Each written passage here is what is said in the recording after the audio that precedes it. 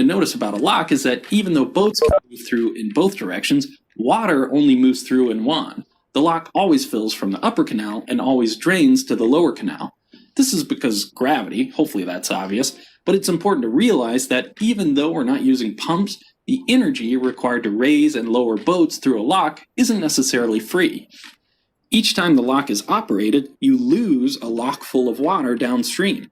And sometimes that matters. Canals aren't full of limitless water, and if there's a lot of traffic or the locks are particularly large, this could mean losing millions of liters of water per day.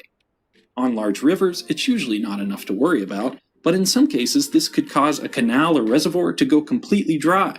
So, canals that use locks need some way to replenish the lost water, or at least limit how much water is lost each cycle. What if there was a way to save the water used to fill the lock and reuse it? On the Panama Canal, the locks use water from Gatun Lake, a critical source of drinking water for the country. During periods of drought, water supply becomes a serious issue. That's why when the canal was expanded in 2016, the new locks included water-saving basins. Like the locks themselves, these basins are an extremely simple yet ingenious way to limit the amount of water lost each time the locks are filled. Let me show you how this works. On my demo, instead of draining the lock into the downstream canal, I can drain it partially into a nearby reservoir. Then, when the time comes to fill the lock, I can recycle the water from the basin, also called a side pond, to partially raise the level. Of course, I still need to use water from the upper canal to fully fill the lock, but it's less water than I would have used otherwise.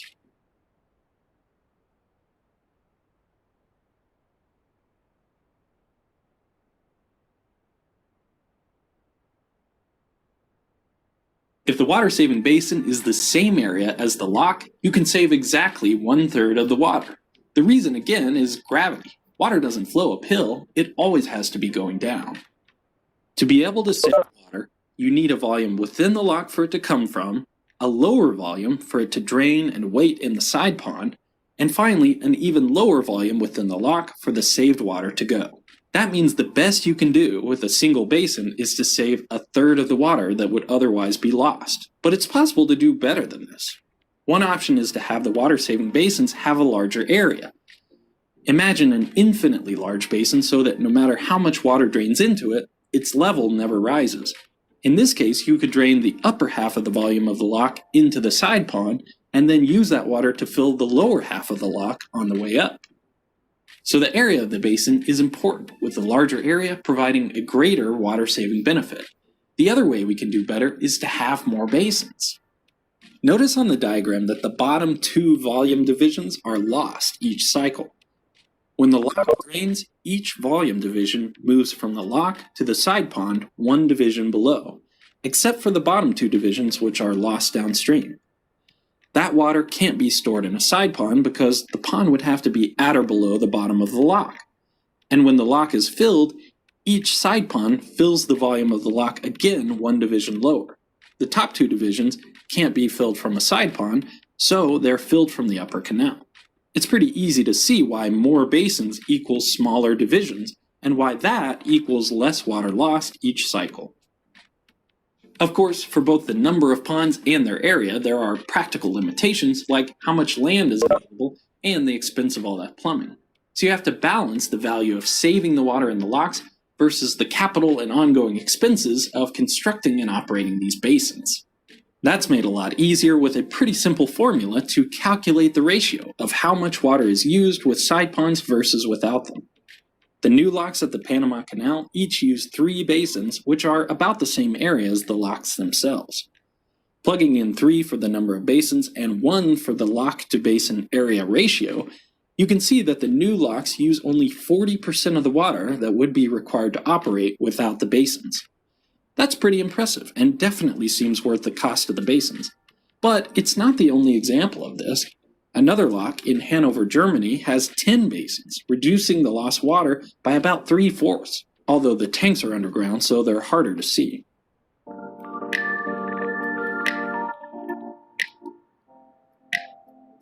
I've been talking about freight transportation in this video, but people use boats for all kinds of different reasons, and in the same way, there are all kinds, shapes, sizes, and ages of locks across the world. In fact, there are a lot of canals where you can operate the lock yourself.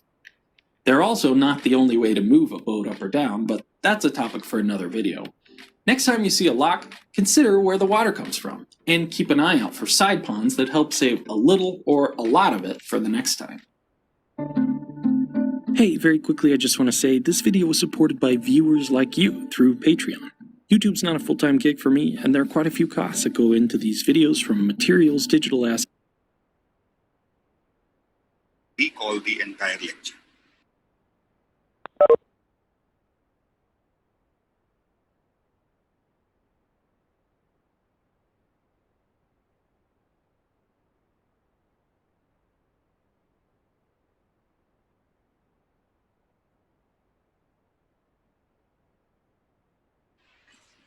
Okay, let us move further. So this is the diagram of a weir section, the entire weir section. And this is shared with you in the class notes also. This diagram is available in the books also, though I have regenerated it on the computer, but similar diagrams are available in the books also. So what are its various components?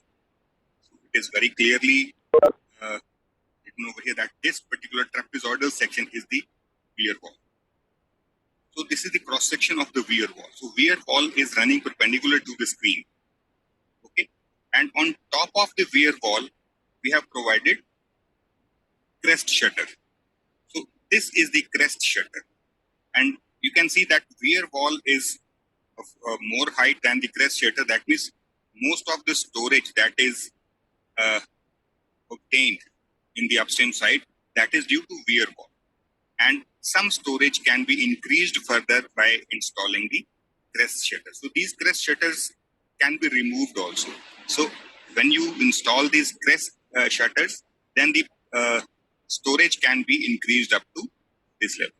So including the crest shutter, whatever is the maximum level of water that we can store on the upstream side of this weir section, that is called the pond level. Okay, so all of you know that weir wall is provided to stop the river water and to create a temporary storage on the upstream side and to raise the water level so that this water can be transferred or diverted into an off-taking canal. So from river to canal, the first level of diversion that is carried out with the help of diversion headworks, and in the diversion headworks, this weir is an important structure. Okay, so this weir wall's function is clear, and this is the crest shutter. Its function is also clear. We have to increase the storage to some extent. So we can design this entire structure for the pond level that is shown over here. Out of that, the total storage, some part is stored by the weir wall and some part is stored by the crest shutter. So crest shutters are the option to increase the water level up maximum up to this pond level, which is the design pond level. This function of both of these two is clear. So, but this weir wall cannot rest on the loose granular bed of the river. It has to be rested on a solid platform. So this is this gray shaded portion. This is a concrete floor. Okay, it is concrete floor, but it is impervious to the water also. So that's why its more prominent name, or the more you can say the familiar name, is impervious floor. We don't call it as concrete floor only. We prefer to call it as impervious floor because its impermeability has the important role. So it does not allow the water to move to the subsoil in this portion. Though the entire river bed is pervious, so the water in the rivers keeps on seeping down from everywhere, infiltrating down. So, but in this particular portion, we have to prevent the infiltration of the water into the soil below. So that's why we need to provide the impervious floor. Of course, this impermeability is obtained by providing concrete. So this concrete floor provides us the impermeability, and that's why it is called impermeable or impervious floor. Along with this floor, if you see, we have these two lines. And what we have written over here is it is upstream sheet pile and it is downstream sheet pile. So obviously this is the impervious floor. On the left hand side, we have the bondage, we have the storage. So this is the upstream side of the weir and this is the downstream side of the weir. So in this impervious floor, on the upstream end of the impervious floor, we have installed this upstream sheet pile. And here also we have installed a sheet pile because it is on the downstream side, so it is called the downstream sheet. What you are seeing is just a line over here, but it is mentioned that it is a sheet. So why it is a sheet? Because this sheet is running perpendicular to the screen. Okay. So what is its basic function? In the next slide, it will be more clear that how it is provided below this impervious floor. Basically, its function will be more clear in the next chapter, where we'll be discussing about the seepage theories. These sheet piles actually reduce the uplift force on this flow. Okay? These sheet piles reduce the uplift force on these flows. So what is uplift force exactly? That will also be discussed there only.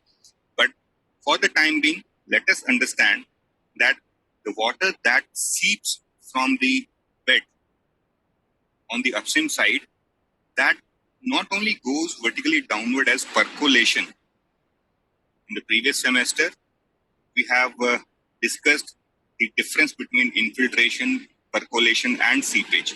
So here, when the water from the storage goes into the soil, that is called infiltration. Thereafter, it moves under gravity vertically downward, that is called percolation.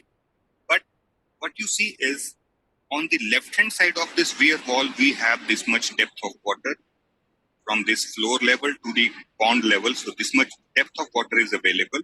But on the right hand side, as of now, there is no water.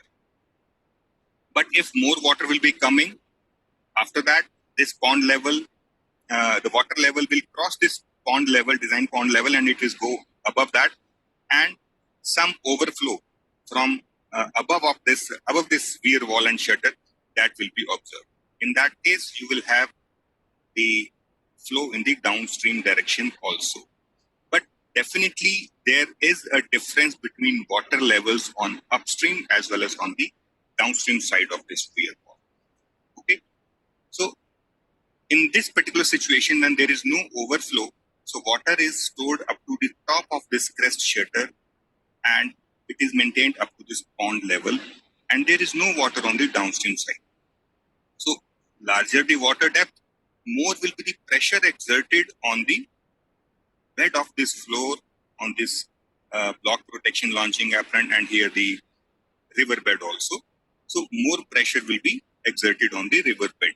So that pressure will inject the water into the pore structure of the soil. So that pressure will be initiating the infiltration. And that infiltrated water will not only go vertically downward under gravity, but it will have the tendency to move from underside of the structure and come out to the downstream side of the flow. Why? Because there is difference in the water levels on both the sides, so there is difference in the pressure heads.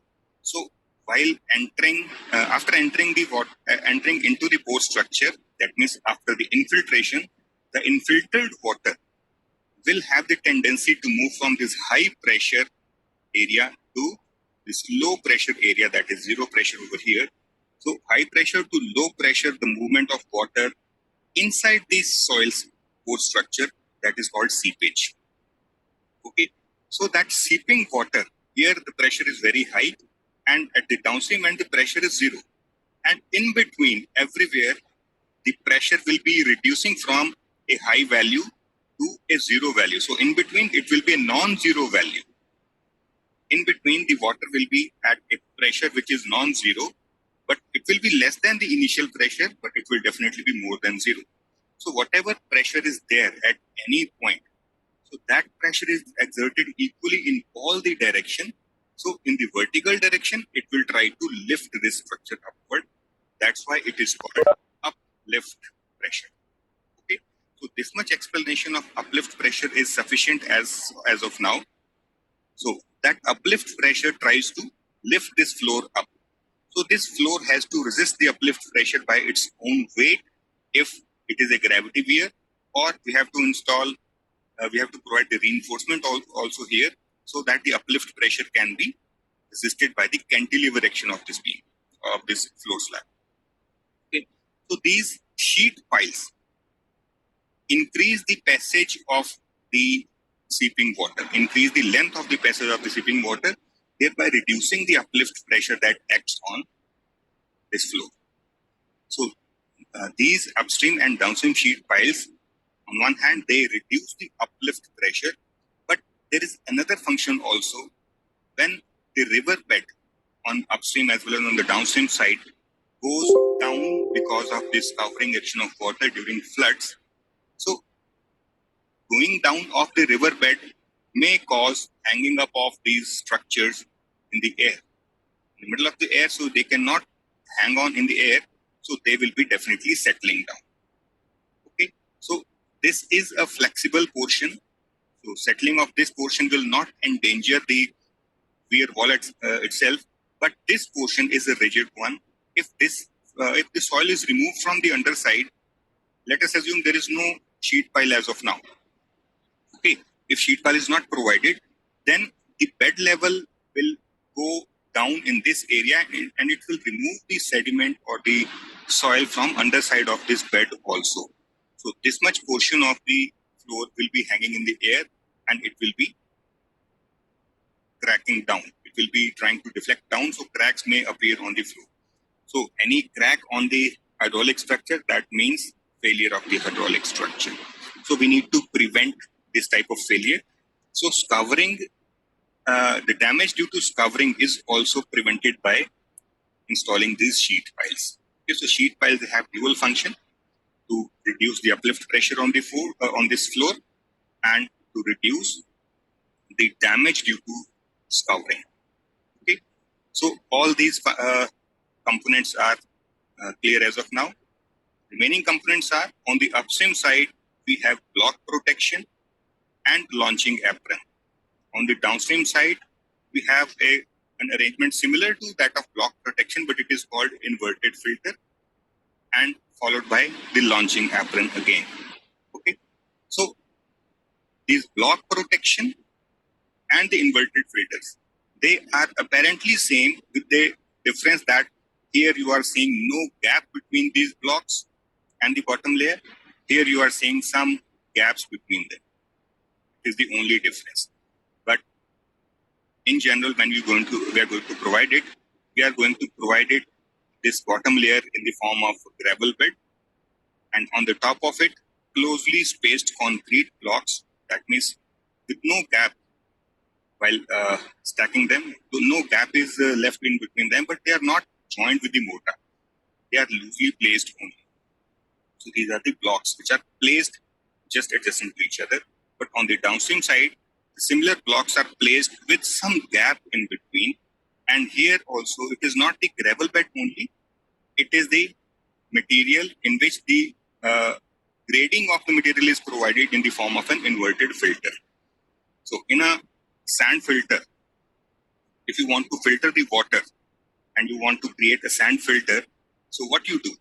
In the bottom layers, you provide larger particles, or you can say the pebbles or the bajri type material. Thereafter, you provide the material of reducing size. So top of it, you provide the coarse sand, and top of all, you provide the fine sand. So when the water is poured into that filter, it will first enter the fine sand.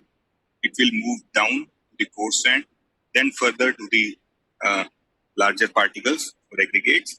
So likewise, when the water moves from top to bottom in that filter, the pore structure, the pores of the material, they become wider and wider. So the permeability keeps on increasing. So water, once entered into the filter material, finds it more easy and easy as it goes down, easy to flow as it goes down. But here, in this particular structure, this portion is in the inverted form. That means as you move from bottom to top, the size of the particles keeps increasing. So the permeability increases from the bottom part of this layer to the top part of it. And in these gaps, we fill the bajri, or you can say the aggregate. Okay, those aggregates are put into these gaps so that these gaps are maintained also, and the water can come out easily from this portion. And why this inverted filter is provided? I told you that seeping water will try to ooze out from this downstream end, and we provide this safe passage for that water to come out.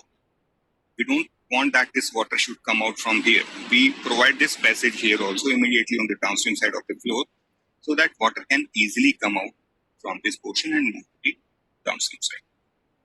And now we are left with this launching apron. So how this launching apron functions, let us move on to the next slide that will make it more clear about this structure also, because we are going to see the same structure, the entire structure of the components of weir in 3-dimensional diagram. So this is the 3-dimensional visualization of this structure. So what that previous, this concrete floor or the impervious floor looks like is this. So this is the 3-dimensional visualization of the concrete floor or the impervious floor. So on the riverbed, first of all, we provide this type of a floor. Okay, so this floor is designed before actually providing it in the field. So the thickness, which is shown at various points in the varying thickness, that means in the middle it is more thicker, and on the downstream side of it, you see that the thickness is reducing. Further downstream, it is reducing further, and at the end and in the upstream side, we have the least thicknesses. So why and how these thicknesses are provided, they will be calculating again in this seepage theories, the sequent lectures. But this floor is designed and it is provided on the riverbed. Above this concrete floor, we provide this weir wall. Okay, and on top of this weir wall, we provide